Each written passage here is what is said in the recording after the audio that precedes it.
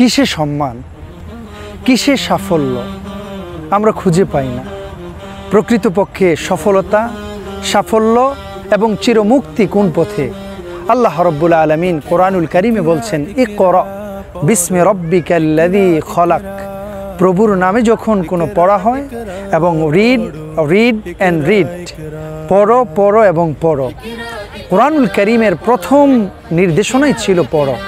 সুতরাং পড়াতেই মুক্তি এবং পড়াতেই সফলতা।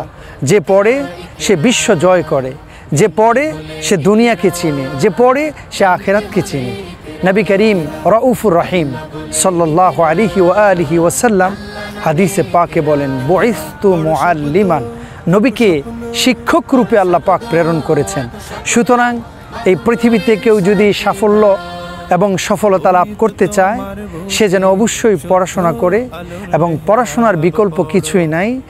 পড়তে হবে, পৃথিবীকে জানতে হবে, আখিরাতমুখী জীবন গড়তে হবে। আসুন ইকরা এই শব্দের প্রয়োগ করি, আমাদের জীবনকে আমরা বিশ্বময় করে তুলি।